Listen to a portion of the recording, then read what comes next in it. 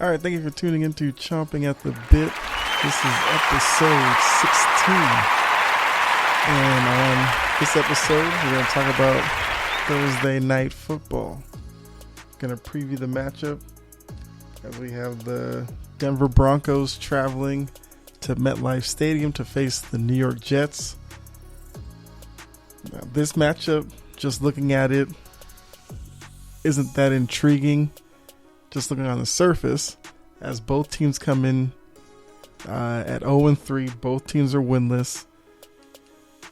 Now, I will say that both teams have had pretty strong schedules out of the gate, but looking at the talent on each team, plus both teams do have a lot of injuries, you can see why both teams are 0-3. So speaking of those injuries, there's some big names on the injured list. For the Broncos, you have Von Miller, who hasn't been able to catch a break at all this year. Because first he had COVID-19, and then in a practice he tore his ACL, so he's out. Cortland Sutton, their top wide receiver, he's out. I believe he had shoulder surgery. Phillip Lindsay, their running back, who's part of their running back tandem, he's questionable with a foot injury, but there is a chance that he may not play since it is a short week. And that's just to name a few. The Jets, they don't have Le'Veon Bell, probably the best player for them offensively. The running back, he's out. You have Denzel Mims, also out. Young, talented player for them. Brashad Perriman's out. So it's two teams decimated by injuries, both winless. Both have coaches that, you could look at being on the hot seat. More so for the Jets, because of course in that New York media, the New York media can see the team's 0-3. Doesn't look like they're getting any better. So obviously they're going to put pressure on Jets management to make a change at coach. But I guess looking at the most important matchup with any, football game, you always look at the quarterback matchup, because quarterback is the most important position on the field. So the interesting thing is with the Broncos, they have Drew Lock, who's their quarterback they drafted a couple of years ago, who they've turned the team over. He's also out. He's on the injured list. Then they have their backup quarterback who played last week, Jeff Driscoll. He's been in the league for a couple of years, out of Florida, I believe. They're benching him, so they're actually going to start Brett Rippon. So he's going to make his NFL debut Thursday night football against the Jets. That's quite the spot to put him in. Especially like I said before, it is a short week. So don't really know how much preparation he's made. I'm sure he's been around the team all year, so I'm sure they're probably going to, pare down the playbook for him. He's not going to run the full playbook, but whatever plays are comfortable for him, those are the ones he'll run. Then you have Sam Darnold, who, when he came out of USC and the Jets took him, most people thought Darnold was going to be their quarterback of the future, was going to turn it around, make the Jets a winning organization. And that just hasn't happened. It's not completely his fault. I'll give him that. The talent around him hasn't been that great. Head coach, not that great. Put that all together, and now there's questions about him, whether he's a franchise quarterback, number one. Second question is whether the offensive system that he's playing in is taking advantage of his actual talent. And then with that, third question is, how good is the talent around him? Because yes, you have Le'Veon Bell, but I mean, Le'Veon Bell, since he's left Pittsburgh, he's been decent, but he hasn't been the same player. But once again, Pittsburgh's talent compared to the Jets' talent's completely different. So that's probably what's led to Le'Veon Bell not being the producer that he was when he was with Pittsburgh. I mean, he's got young wide receivers. The offensive line, still an issue. Since Darnold's been there, the offensive line has been bottom of the league.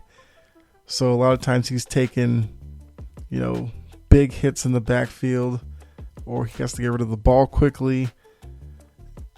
So even though Darnold's been in the league a couple of years now, me seeing a few Jets games, usually when they play the Patriots or whatever, I can't really make a good assessment on him. Because, I remember him at USC, but it's USC. USC usually has, talented running backs and wide receivers. So, of course, that's going to make any quarterback's job easy. But I don't know how much I can really put on him. Because, like I said, the Jets are a poorly run organization right now. So, Darnold's just working with what he's got. But looking at his numbers on the year, he has 3 touchdowns, 4 interceptions. Not good. And last week against the Colts, he actually had 2 interceptions returned for touchdowns. So those are the worst type of interceptions to throw. Pick sixes. He has an overall QBR of 29, which is out of a possible 100. Now, QBR is basically a stat that kind of shows how efficient your quarterback is. It ranks your quarterback play based off of like throws you make, incompletions. Because a lot of times you have an incompletion because you were late on your throw or you missed the throw, so that hurts your QBR. If you throw like touchdown passes, that will raise your QBR. You throw completions, your QBR goes up. So having a QBR of 29 is terrible. But once again, how much can you put on the quarterback if the pieces around them aren't good enough? Not to say like every quarterback has great pieces around them, but I feel like for a young quarterback especially, they more so than veteran quarterbacks will need top flight talent around them. Even if it's young talent, they have to be talented somewhere. So wide receivers, whether it's speed guys, if your quarterback has a big arm, or if they don't have a big arm, then you get wide receivers that are shifty in route running. That way, the quarterback can get them the ball, and then they can make plays with their feet. Or you have a top running back who your quarterback can kind of lean on, take pressure off of them. So I'm sure most people look at this game on the schedule and will wonder what would be any reason to watch the game. Yes, both teams are 0-3, but I feel like, I know for me, I'm going to watch to see Sam Darnold, of course, for the Jets. Like I said, I've only seen him a couple of times. And like I said, usually been against the Patriots, who have, good secondary. And, previous years they had pretty good linebackers. So Darnold's never actually looked good against them. But once again, the Broncos defense isn't, as potent as the Patriot defense, since they have a few injuries on their defensive side of the ball. So maybe Darnold can, perform somewhat decent in this game. Because, for the first few weeks, I don't believe Le'Veon Bell has played other than the first week, I think. So a lot of the offensive pressure falls on Darnold's shoulders anyway. So I'll be watching to see just see how he performs. Because Denver, one thing you know about Denver is that they're a team that's going to play hard, as they have a lot of young guys who are trying to prove themselves in the league. Which, same thing with the Jets, but like I said, the Jets are just poorly run, and that seems like that's kind of showing itself on the field. Because if you look at the stats on the Jets, all around, it's just inept. They average 12 points a game. Terrible. But then you're giving up 31 points a game. Terrible. They only average like 275 yards of offense. And in this day and age where a lot of the rules are obscure towards the offensive side of the ball, because most ratings will show you that offense leads to bigger audiences, so that's why the game is slanted towards the offense. But to only average 275 yards a game, it's terrible. Okay, if you look at the Broncos, yeah, they're 0-3 as well, but at least they average 325 yards a game. Which, I mean, is not really a factor here because haven't seen Brett Rippon play quarterback yet, so we have no idea how he's going to look. So that could be a reason to watch. I mean, tune into the game. If Brett Rippon lights it up, you might be seeing the birth of a future star quarterback. I mean, the Broncos are set on Drew Lock whenever he does come back from injury. He's a young guy. He came in highly touted out of Missouri. So they're not giving up on him for sure. So Rippon is playing for something, though, where, if he shows well enough, he could go in. He could definitely finish the year as the backup quarterback when Locke comes back. Because like I said, they have Driscoll, who they're benching this game because he didn't perform well last week. So it's a big opportunity for Rippon.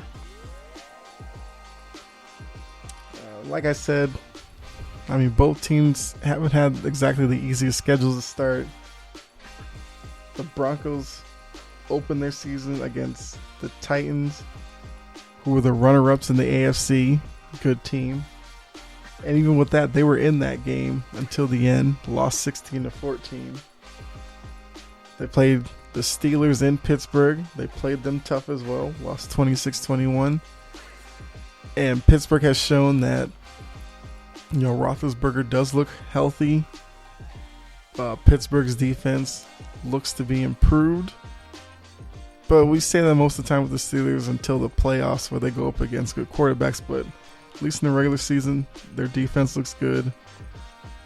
And it seems like Roethlisberger has some weapons on offense. So Denver losing that game isn't that bad, but at least, they were in it. Then last week, Denver played the Bucks.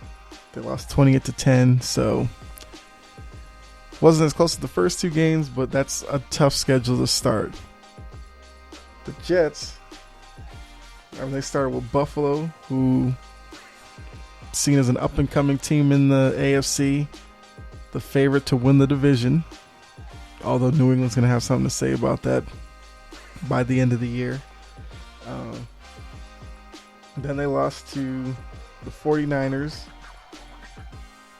which I believe that was the game where the Niners started their rash of injuries because Garoppolo got hurt in that game, Bosa got hurt in that game, Mostert, a couple, a few other guys. So the fact that they lost that game 31-13, that didn't look good because, like I said, 49ers lost a bunch of people in that game. And last week against the Colts, Darnold had 2 pick sixes. I mean, you throw 2 pick sixes, you already know you're probably losing that game, and they lost it 36-7, so they lost it big.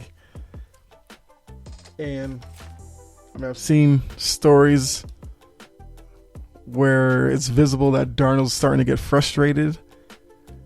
That's not exactly a good sign for a young quarterback. Because, if he's going to get frustrated, it's going to affect his play on the field. He's supposed to be a leader on offense, so if he shows that he's upset, that he's visibly frustrated, then that can work its way through the rest of the offense. And, that could be leading to a lot of the struggles that they're having right now. So, a question leading up to this matchup, kind of touched on it before, is Sam Darnold actually a franchise quarterback? Now, I think there's still time for him to, show that he can be the leader of this Jets team, kind of turn their reputation around and make them a formidable opponent. I just think you got to get some guys off the injury list, of course. At some point, the Jets are going to have to give him a better offensive line. Otherwise, he's not going to last. So it kind of make the question a moot point. And then kind of leading into my second point is it seems like Adam Gase is not the right quarterback for him. Even though Adam Gase got the job because he's supposed to be a quarterback whisperer and supposed to get the most out of young quarterbacks. Although if you look at the team he came from, he had Ryan Tannehill as his quarterback. And Tannehill under Gase, it seemed like Tannehill was headed down the road of being a bust. And then once Gase left, Tannehill actually started playing well down in Miami. And then Tannehill went to Tennessee, and he led Tennessee to the AFC Championship game last year. And this year has led them to, I believe, a 3-0 start. So if he's not much of a quarterback whisperer, but Tannehill got better once he left, could it be the same thing with Darnold now? If you got Gase out of there and brought in the right coach and offensive philosophy, maybe Darnold would start to look like a franchise quarterback. So there's already been talk in New York about Adam Gase. I think a lot of the Jet fans are done with Gase. They want him gone. So looking at this game, if the Broncos were to go into New York, completely outplay the Jets, the Jet fans will boo and all that. This could very well be Adam Gase's final game as a Jet coach. Because like I said, if they get embarrassed, I would not be surprised if, wake up Friday morning and you see Gase and the Jets mutually parting ways, or the Jets just outright firing him. So I guess that's kind of my two major storylines for the Jets. Can Darnold show something that can kind of get that fan base to stick behind him as possibly being a franchise quarterback? And is it Adam Gase's last game? I don't know if there's much Adam Gase can do at this point to turn Jet fans' perception of him around. I think he's been there. This is like his second year now. Jet fans are already done with him. I think at some point he's going to have to leave. It's whether, like I said, mutually parting ways or he gets fired. I don't see Gase sticking around there past this year anyway. So for Denver, it's more of Denver was already in a transition period. Like I said, going with Drew Lock, the young guy. Because before him, they were kind of in that period where Manning led them. Well, he didn't lead them, but he was the quarterback when they went to the Super Bowl and they won because they won behind the defense. But, they went from Manning to, I believe it was Joe Flacco, who, oddly enough, is the backup for Sam Darnold with the Jets. And Flacco didn't show anything with the Broncos, which led them to get Drew Lock. And then Flacco's inability led them to play Drew Lock. Drew Lock showed something, so Drew Lock is the future quarterback. Like I said, once he comes back from injury. So it seems like At least early on, that part they at least have an answer right now. Running backs, they have Phillip Lindsay. They also have Melvin Gordon, this is a game where Melvin Gordon may have to carry the workload because with a quarterback making his debut, I feel like Denver's going to come out, try to establish Gordon with the run to help ease Rypien into the speed of the game, the atmosphere and all that. So then by the second half of the game, maybe you'll start seeing Rypien to throw the ball a little bit downfield or just throw a little more. So you can definitely look for that. Denver running the ball early. The Jets, they kind of only have Sam Darnold, so Darnold's going to have to probably just throw the ball 30, 35, maybe 40 times in this game. So the Denver coach, Vic Fangio, he actually has the same record as Adam Gase. They're both 7-12 early on in their coaching career. I think there is some pressure on Fangio to win this year, but I feel like if they have another year where they struggle because of their injuries, I think Fangio might get another year to show whether he is the guy in Denver. Because, coming into this year, a lot of people were looking at Denver as a team that could possibly sneak in as a final playoff spot type team. Because like I said, they do have talent on that team. Of course, now a lot of it, they are hurt right now, but at least coming into the year, you could recognize the talent. It was more about whether, Drew Lock can raise his level enough to support that talent and get them some wins on the year. So with lockout, starting Rypien, depending on how many games Rypien plays or Driscoll or whatever, I think this is a year that you can kind of not put all the blame solely on Fangio. So with that, I think I touched on how each team can win. For Denver, Melvin Gordon has to be a big part of the offense. I feel like he has to give them over 100 yards rushing, and then even in the passing game, I think they're gonna have to use him for screens, little quick hitters, coming out of the backfield, just to give Rypien some easy throws to make early on. So if Gordon can dominate, then Denver will have a shot. For the Jets, it's going to be tough because I guess the Jets' biggest hope might be, Rypien starts, shows that the moment is too big for him, and maybe their defense can get some turnovers out of Rypien or get some short fields, because if it looks like Gordon is first down, run with Gordon, second down, run with Gordon, third down, short pass of Rypien, if the Jets can cause some 3-and-outs, get some short fields for Darnold where worst case he has to pick up a first down or two to get in the field goal range, then I can see the Jets getting their first win on the year. So because of that, I'm thinking it's probably going to be a low-scoring game, which you would think would favor the home team. But I actually think that might favor Denver, because I'm looking at it as, if it is a low-scoring game, that may mean that Denver's eating up some clock with Gordon, and maybe they're not, finishing off drives with touchdowns, but they're getting some field goals. So oddly enough, it may turn into a field goal game, and which kicker is more accurate. So I would not be surprised to see a 16-13 type game, something like that.